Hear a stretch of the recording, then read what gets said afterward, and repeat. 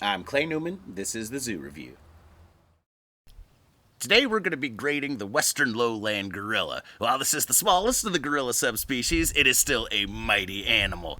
It has a pronounced forehead and small ears compared to the rest of its body, and its arms are considerably longer than its legs. That's why it does the little knuckle walk thing that a gorilla does. It actually can put all of its weight on its third and fourth fingers on its hands as it's walking around.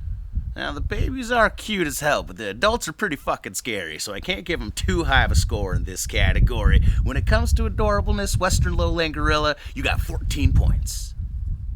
Big as they are, they can still lift up to 5 times their body weight. The males, or silverbacks, are huge. They are twice the size of the females generally, and they could weigh up to 500 pounds, stand 5 feet tall, and have an 8 feet long arm span. Silverbacks can be assholes too. Male western lowland gorillas have been known to kill babies in order to have sex with their mother. It's a pretty big piece of shit move, even by male standards. And while these guys are generally shy, and while they will generally hide instead of confront people, if you piss them off, they'll fuck you up. When it comes to badassness, they get a score of 18.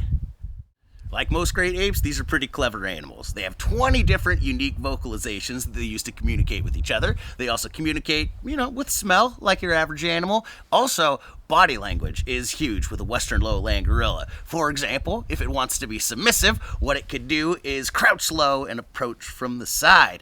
If, on the other hand, it wants to be a little more aggressive, it'll approach head on, stand up, and do that classic chest beating move that we know so well.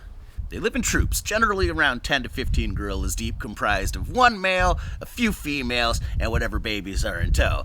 Now, those male adolescents, as soon as they are of age, they got 2 options: beat the silverback in a fight or get the fuck out.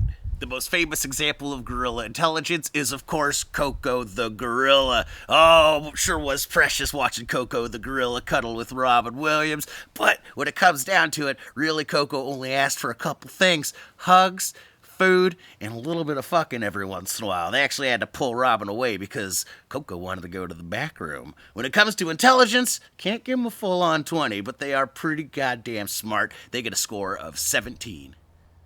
A gorilla's best advantage is its size, but it can also be a disadvantage as well. While sometimes the females and the youth do sleep in trees, for the most part, they're too big to be climbing around, so unlike most great apes, they have to spend their life walking around on the ground like assholes.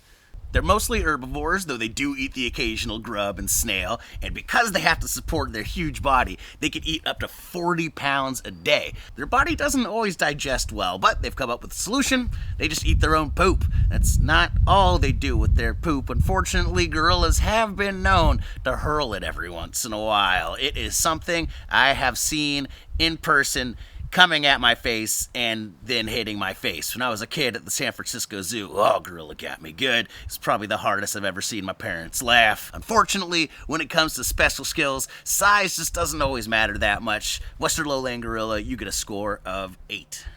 The western lowland gorilla is listed as a critically endangered species, which, to be honest, I don't really understand how that works. There are 300,000 of them in the wild, making them the most common gorilla. There's only 400 fucking Waldrop ibises out there, and they're only considered regular endangered, so I don't know. Their population has been steadily decreasing over the last 25 years, and unfortunately, even if the habitat destruction did completely stop today, it would still take 75 years for their numbers to recover due to their slow birth rate. So, will they make it? It's not looking great, western lowland gorilla. You get a score of 5. Well, western lowland gorilla, it's still early in the series, but you are on the leaderboard, baby. You've got a score of 60 points, which is pretty damn good. Thank you guys again for tuning in. If you want to help the western lowland gorilla, I suggest you check out the World Wildlife Foundation. That's a pretty good base one for most animals, but they do have a lot of specific projects for the western lowland. I think if the World Wildlife Foundation is strong enough to beat the World Wrestling Federation, they could do just about anything. You guys have a lovely rest of your day. I'm Clay Newman. Goodbye.